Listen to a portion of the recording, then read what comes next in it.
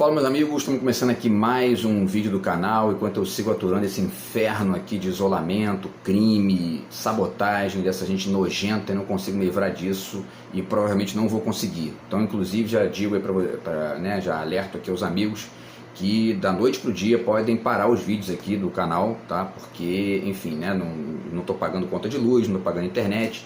Então, quer dizer, vai chegar uma hora que vão cortar aqui e aí eu vou ter que parar, tá? Enquanto isso eu vou fazendo que não meteram uma patinha para destruir com lixo de baixíssimo nível que são exatamente os vídeos do YouTube. O resto já destruíram praticamente tudo, não consigo falar com os amigos mais, não consigo mais resolver nada sem a poluição dessa gente asquerosa que está sabotando a minha vida aí há basicamente 8 anos, tá? Então, se parar de repente os vídeos aqui do canal é porque realmente cortaram a luz aqui, cortaram a internet, ou então não tive nem comida aqui, né, para poder continuar, tá?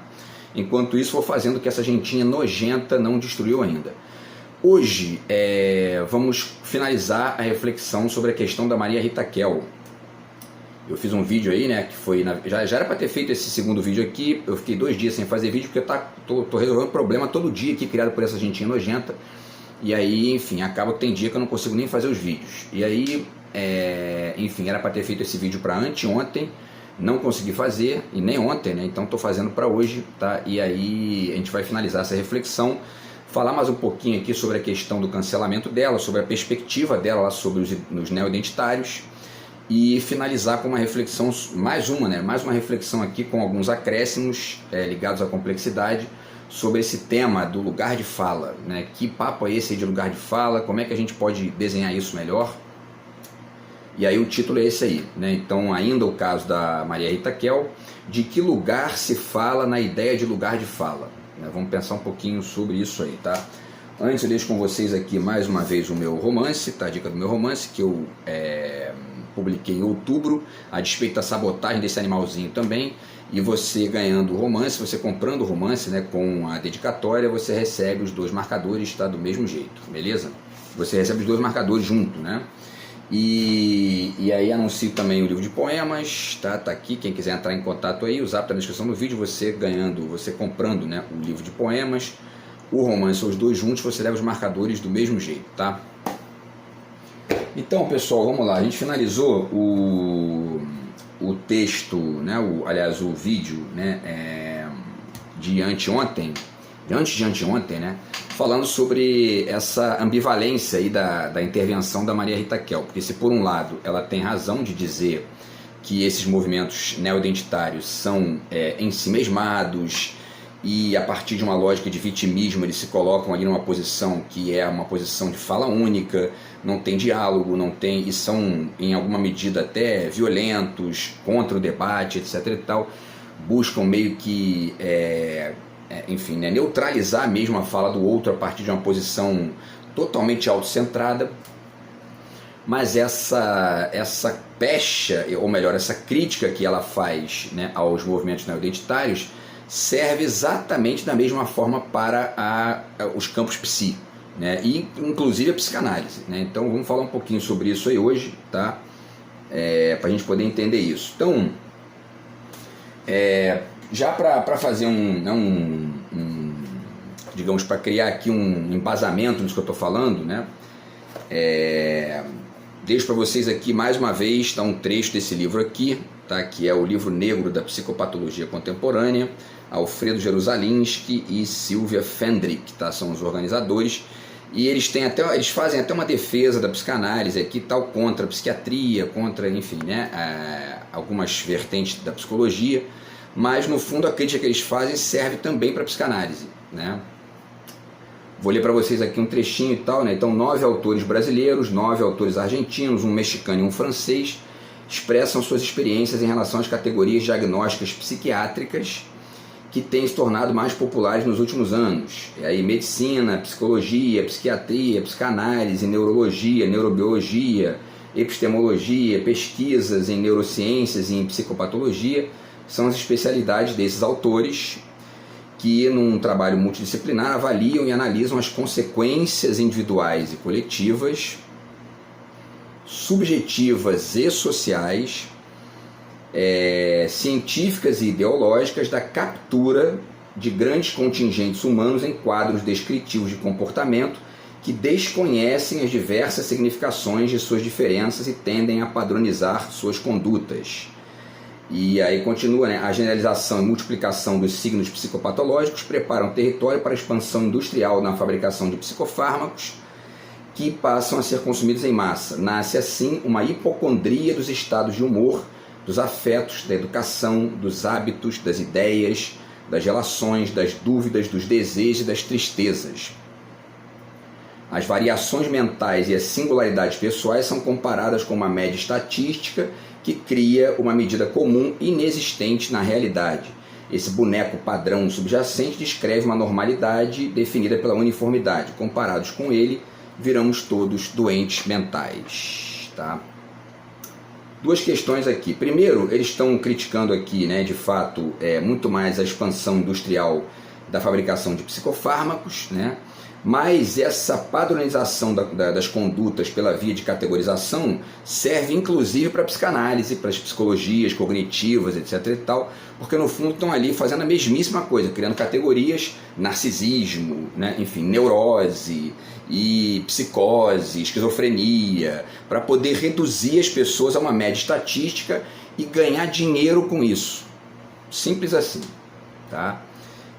Ainda que isso tenha alguma valia ali na conexão e você possa até encontrar semelhanças entre, entre um tipo ou outro, ou seja, né, entre uma experiência pessoal e outra e tudo mais, o fato é que a diversidade humana não cabe nesses rótulos, nessas reduções categorizantes dos psi, e enfim, e aí eles acabam com uma perspectiva de mundo, de contexto mais amplo do que é o ser humano, radicalmente ensimesmados e com interesses mercadológicos evidentes, né? Bom, e aí, e aí tem uma outra coisa aqui importante também de dizer, quando eles dizem aqui, né, nesse trecho ainda, tá, que eles estão analisando as consequências individuais e coletivas, subjetivas e sociais, etc. e tal, da captura de grandes contingentes humanos em quadros descritivos de comportamento que desconhecem as diversas significações de suas diferenças e tendem a padronizar suas condutas.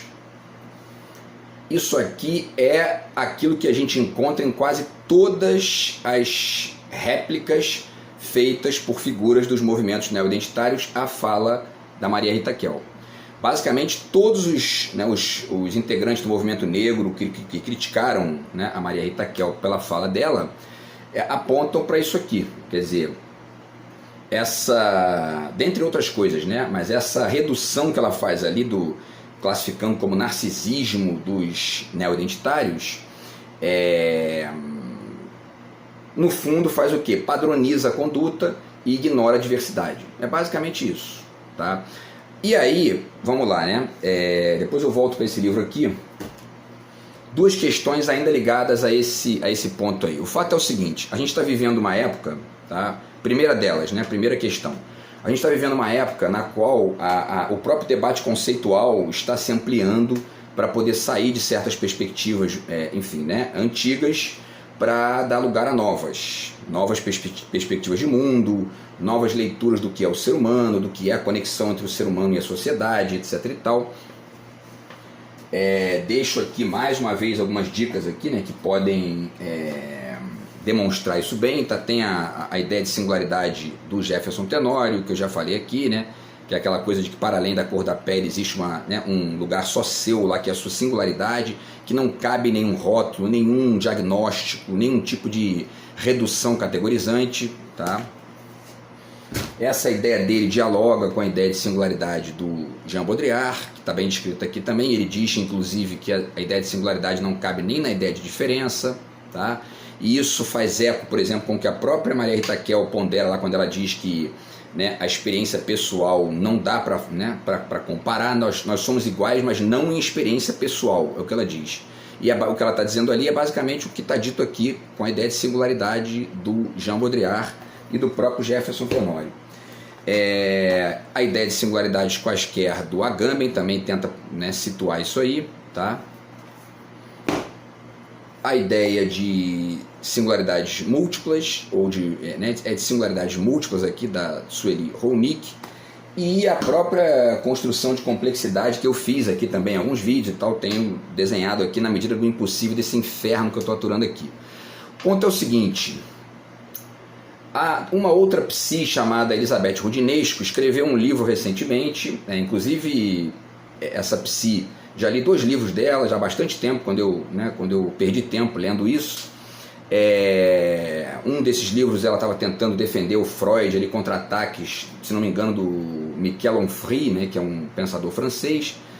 E o ponto é o seguinte: ela acabou de publicar, tem talvez aí um ano, um pouco menos, um pouco mais, um livro chamado o Eu Soberano, que busca nitidamente defender essa ideia do eu unificado e etc e tal, contra essas tendências novas aí, essas teorias novas.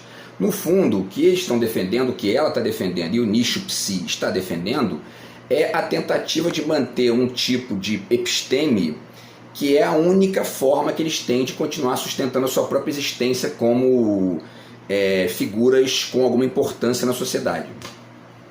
Se a ideia de eu soberano cair de vez e der lugar a essas ideias de complexidade, que são, né, a ideia de unidade, mas também multiplicidade e outras perspectivas mais aqui, que são essas que eu apontei, aos pouquinhos essa gente vai perder cada vez mais a legitimidade que eles têm, que está baseada exatamente nesse determinismo de origem e nessa unificação de origem.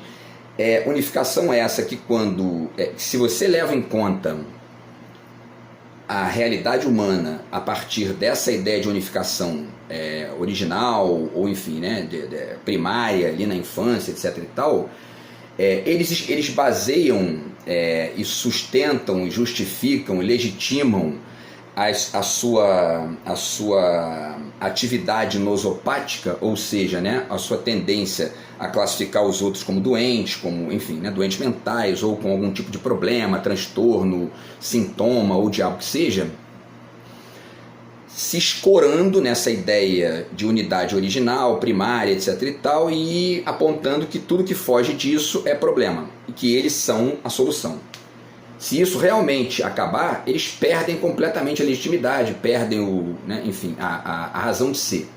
E é basicamente por isso que ela escreveu esse livro, e eles estão tentando se defender disso, dessas modificações contextuais do mundo atual.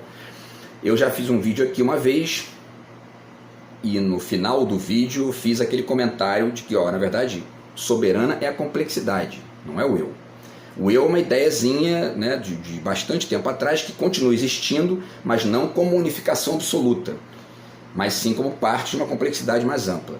Se a gente consegue entender isso, a gente vai entender não apenas o caráter em si mesmado dos psi, mas a própria farsa que eles representam, né? Porque no fundo é um bando de gente com tantos problemas quanto qualquer um de nós, se arrogando o papel de detentores de uma fala, de um lugar de fala sobre a fala do outro, disfarçadinho de escuta.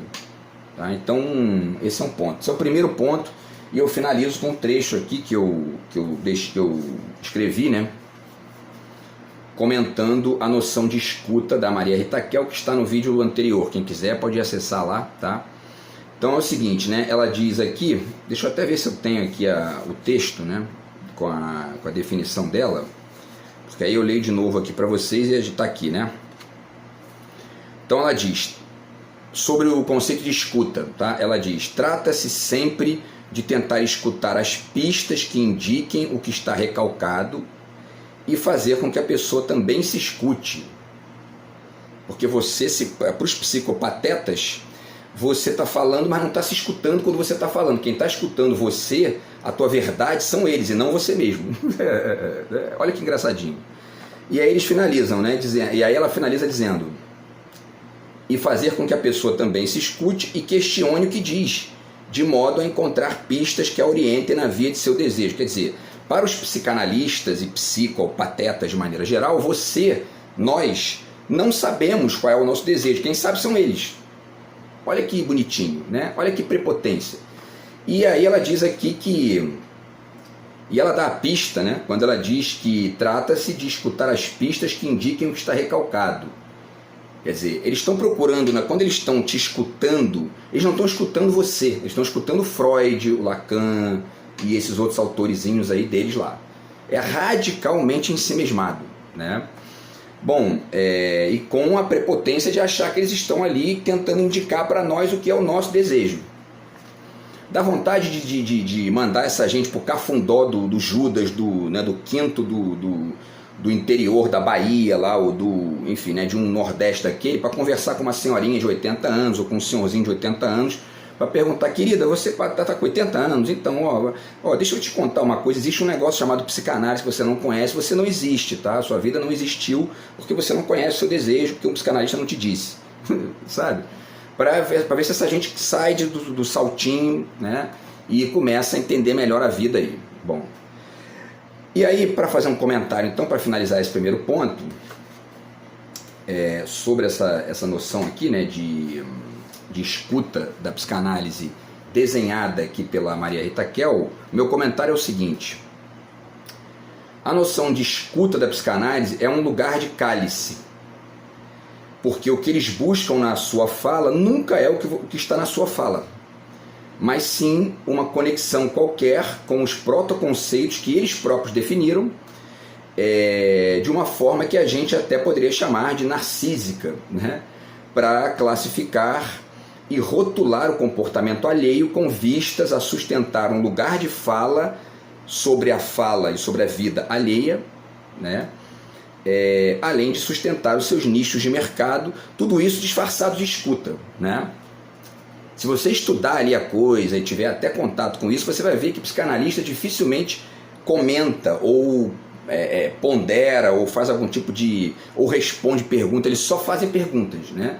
Salvo as exceções, ou então quando não estão fazendo pergunta, estão fazendo intervençãozinha na tua fala para deslocar aquilo que você acredita ali, porque eles acham que a tua verdade está escondida de você mesmo, dentro de você mesmo, e eles sabem qual é, e você não. É um negócio inacreditavelmente patético e se sustenta até hoje porque ninguém estudou isso de maneira mais ampla, né?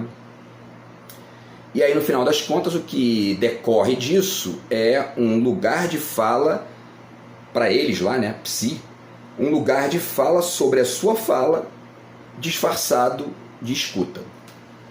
Então, se a gente fosse ponderar aqui, né, qual é o lugar de fala dos psi, o lugar de fala dos psi é um pretenso lugar de fala sobre a sua fala, como se a sua fala não fosse nada, né, para você e na sua intenção consciente, imediata, esclarecida e tudo mais, que eles na verdade deteriam porque eles conhecem conceitos que você não sabe quais são e eles têm a verdade da sua vida que você nem sabe qual é.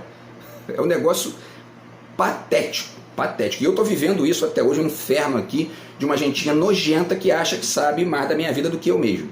Então simplesmente destruindo a minha vida aqui porque não sabem porra nenhuma, né? Bom, e aí, pessoal, dito isso, tá? Deixa eu agora voltar aqui para o texto, tá? Para a gente passar para o segundo ponto, tá? O segundo ponto ligado ainda a esse início aí da questão tem a ver, e aí eu falei então aqui, né, quando eu citei ali aquele trecho do livro que faz uma crítica ali dos psi, o quanto que aquele trecho se assemelha bastante com a crítica que certos movimentos negros ou integrantes do movimento negro fizeram aí nos últimos anos, né, e especialmente agora que essa questão voltou à tona, a fala da Maria Rita Kell. Vou passar um exemplo aqui para vocês, tá? O exemplo é do professor Fábio Nogueira, tá? Que é um professor negro, ele tem uma página no Instagram, tá? Professor Fábio Nogueira, tudo junto, tá? E ele fez aqui uma postagem, né, que se chama Identitarismo, o novo emplasto Brás Cubas. Ele está aqui fazendo uma referência ao romance, né, do Machado de Assis, mas eu vou citar apenas um trechinho dele aqui para vocês verem a semelhança, depois a gente finalizar com a reflexão do lugar de fala, tá? Enquanto Maria Rita Kell critica o narcisismo dos movimentos identitários negros, o narcisismo branco não é problematizado. E, acrescento eu, o narcisismo dos psi menos ainda, né? Ele continua: o ressentimento branco, acrescento eu, o ressentimento dos psi, né, surge quando a autoridade intelectual branca é questionada por negros que se autodefinem. Vamos modificar isso aqui para criticar o narcisismo dos psi? Então vamos lá. O ressentimento dos psi surge quando a autoridade intelectual de cada um, né, ou melhor, quando a autoridade intelectual dos psi é questionada por pessoas que se autodefinem. Perfeito, né? Fica exatamente igual. Será que essa ferida narcísica, e aí ele está voltando aqui ao Fábio Nogueira, será que essa ferida narcísica impede o reconhecimento do outro como sujeito? Nos brancos racistas impede, e no racismo epistêmico dos psi também impede. Tanto é que basta ler direitinho ali a fala da Maria Rita Kel, a noção de escuta que essa gente usa para poder se colocar num papel superior a você mesmo, para dizer o que é a sua vida no seu lugar. Essa gentinha asquerosa que eu estou aturando preencheu a minha identidade no meu lugar, lá no cartório. É uma gente inacreditavelmente prepotente, medíocre, patética, estúpida e, no limite, viram criminosos. Né? E aí ele finaliza aqui, né? Superar a ferida narcísica branca exige reconhecer o outro como sujeito, não como objeto. Ele é um sujeito capaz de falar por si próprio, mas não necessariamente do mesmo jeito, da mesma forma. Né? A crítica aos movimentos identitários, portanto, os homogeneiza, ignorando suas tensões internas e perpetuando a objetificação. Eu não gosto muito dessa palavra objetificação, tá? Mas no limite aqui, no geral, ele está correto, né? Porque ele tá fazendo uma crítica, ele está fazendo a mesma crítica que a Maria Rita Kel faz a um excesso de comportamento ensimesmado dos neoidentitários. Ele está jogando contra ela isso de uma maneira extremamente correta, né? Porque a gente pode substituir, né? Superar a ferida narcísica dos psi exige reconhecer o outro, ou seja, a pessoa que está ali como sujeito e não como, enfim, um paciente, digamos, né? Ele é um sujeito capaz de falar por si próprio, mas não necessariamente do mesmo jeito, da mesma forma que os psicopatetas acreditam, né? Então, assim, tudo isso aqui serve para poder fazer a mesma crítica aos psi que os psi, ou melhor, que a Maria Rita Kel, né, enquanto psi, fez aos movimentos neoidentitários, tá? Então esse é um ponto. Dito isso, vamos fazer aqui agora a curva para voltar para o assunto, tá? De qualquer maneira, a gente entender, considerar e perceber e desenhar bem esse comportamento radicalmente ensimesmado dos psi não significa ignorar o comportamento ensimesmado de certos grupos neoidentitários também, né? E aí o Pondé fez tem um vídeo do Pondé que é até anterior aí, né? E ele fala sobre a questão do lugar de fala e ele define da seguinte forma, tá? O lugar de fala, no primeiro momento, ele diz, né, é um conceito descritivo de uma condição cultural dada. Homens e mulheres, por exemplo, ele exemplifica, né, percebem algumas coisas da mesma forma, mas outras eles percebem de forma distinta. Ele está aqui descrevendo a complexidade, né, e está descrevendo esse fato de que a gente está inserido de uma determinada maneira em condições culturais dadas, ser homem, ser mulher e tal, com as suas variações, mas também com uma singularidade, com uma particularidade que é a de cada um.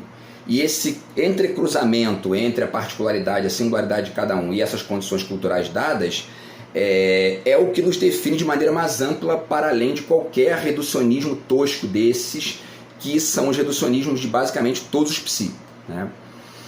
E também de uma parcela significativa dos neoidentitários, tá? Porém, né, o Pondé continua, né, de níveis de lugares de fala, né? Ele fala de níveis de lugares de fala, e isso também é uma maneira que ele está ali usando para representar aquilo que eu estou desenhando como complexidade. Quer dizer, são níveis de lugar de fala. Ele dá exemplos, né, ele fala da mulher negra, lésbica, pobre, etc. e tal, que acaba tendo um lugar de fala mais legítimo do que o homem branco e etc e tal, heterossexual, blá blá. Por quê? Porque ela estaria numa posição de vítima histórica maior do que o homem branco e tal, e ela teria mais direito de falar por isso, né? A questão é que ele diz que, se por um lado isso tem uma certa valia, né, porque existe de fato nessas condições culturais dadas, enfim, essas diferenças, né, contextuais, históricas e tudo mais, nos grupos neoidentitários, ele continua aqui e finaliza, o lugar de fala acaba criando uma impossibilidade de comunicação. Porque na prática o conceito de lugar de fala é lançado sempre para calar a boca de um outro. Por isso, em grande medida, sim, ele finaliza, né? O lugar de fala destrói o diálogo, tá? E aí por quê? Porque são grupos fechados, sempre vítimas, extremamente ressentidos. E aí completo eu aqui, isso serve tanto para o movimento negro que não dialoga com um branco só porque ele é branco, quanto para os psicopatetas que acham que tem a verdade da vida do outro no lugar do outro porque leram Freud, o Lacan ou enfim, um ingênuo desse tipo, tá? Então esse é mais um ponto aqui. E bom, e aí para finalizar, a gente pode pensar então, pessoal, né, se der tempo aqui eu desenho até o final, se não der eu faço até mais um vídeo para falar sobre isso. A gente pode até pensar então nessa ideia de lugar de fala, né? Como é que a gente redefiniria essa questão de lugar de fala? Eu, na verdade, eu vou deixar para fazer isso até no vídeo para amanhã, tá? Porque tem bastante coisa para falar aqui e com o tempo do vídeo não vai caber aqui. Então eu vou finalizar com o vídeo de hoje nesse momento, tá? Deixando aqui mais 2 dicas para vocês aqui só, tá? Tem o livro do Edgar Morin, tá? Que aqui ele vai discutir a questão da interdisciplinaridade, da polidisciplinaridade, transdisciplinaridade, que ajuda você a não ficar nessa perspectiva ensimesmada, nem no nível do identitarismo, né? Nem no nível das epistemes aí, ou dos campos de conhecimento, tá? E aí deixo mais uma vez a dica aqui, né, desse livro, o Livro Negro da Psicopatologia Contemporânea, para lê-lo não só naquilo que ele tem de denúncia dos psiquiatras, mas também naquilo que ele denuncia a psicanálise, mesmo que os próprios autores não consigam enxergar isso muito bem, tá? E por último, esse livro aqui do Edgar Morin, tá? Os 7 Saberes Necessários à Educação do Futuro, porque ele fala aqui da questão do Unitas Multiplex, que é uma forma de complexidade, como outras que eu tenho desenhado aqui também, o Homem Plural do Mia Couto, e enfim, uma série de outras figuras aqui, de conceitos e ideias que ajudam a entender melhor essa questão. Beleza, pessoal? Então é isso, tá? Amanhã eu volto para fazer um último vídeo aqui dessa série, para finalizar tentando redesenhar essa ideia de lugar de fala a partir de uma reflexão nova aqui sobre a noção de lugar, que talvez ajude aí a desenhar melhor a complexidade, sair dessas posições radicalmente ensimesmadas e reducionistas, simplistas da questão, beleza? Então é isso, a gente se fala no vídeo de amanhã, grande abraço aí, tamo junto, fui.